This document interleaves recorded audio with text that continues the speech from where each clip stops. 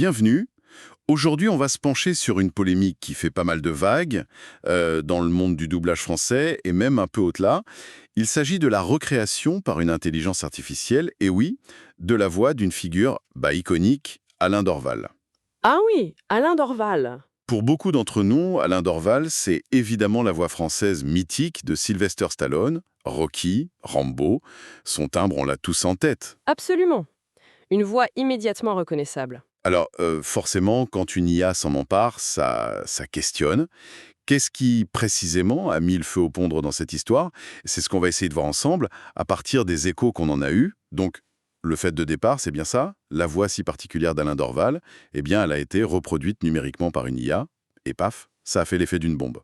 Oui, la réaction a été très très vive et quasi immédiate en fait. On a vu une mobilisation assez forte, euh, des comédiens de doublage d'abord, mais aussi des syndicats, des auteurs, enfin tout le secteur culturel où presque s'est senti concerné. Il y a une vraie inquiétude. Une inquiétude palpable. Oui, profonde, qui va au-delà de la simple surprise technologique, quoi. Et cette inquiétude, si on essaye de la cerner un peu mieux, elle tourne beaucoup autour de la peur du remplacement, c'est ça? Exactement. Les comédiens de doublage qui craignent euh, que l'IA finisse par prendre leur job.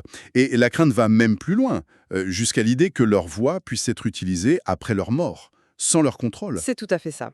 Ça touche vraiment un point sensible. C'est là que ça coince fort, on dirait. Le premier niveau, bien sûr, c'est la sécurité de l'emploi. On sait que c'est un métier qui peut être précaire.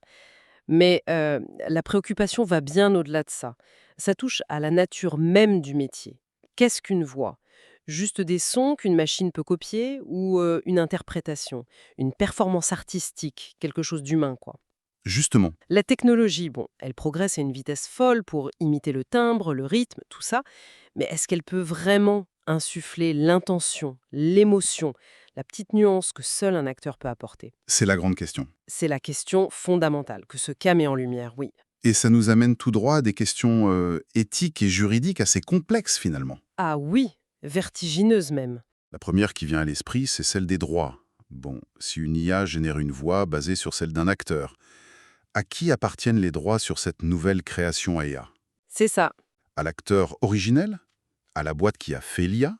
Aux ayants droit de l'œuvre qui est doublée? C'est un sacré sac de nœuds juridique qui se dessine là.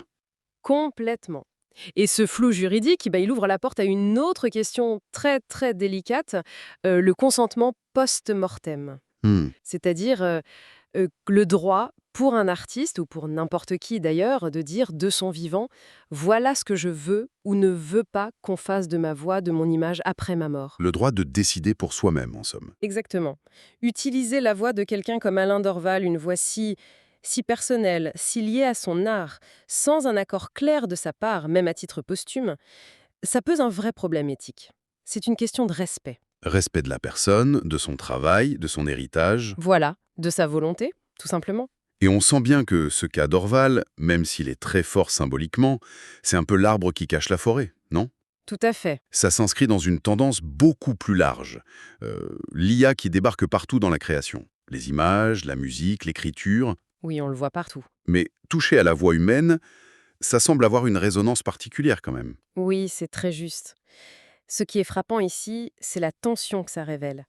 D'un côté, l'innovation technologique, qui ouvre des possibilités peut-être fascinantes, on ne sait pas encore. Potentiellement, Et de l'autre, la nécessité de protéger des choses fondamentales, la propriété intellectuelle, l'intégrité de l'œuvre, et puis bien sûr les métiers humains qui sont derrière. l'humain dans la création. Voilà, cette affaire montre à quel point la technologie parfois va plus vite que nos lois, que notre réflexion éthique. Il y a un décalage. Un vrai décalage, oui.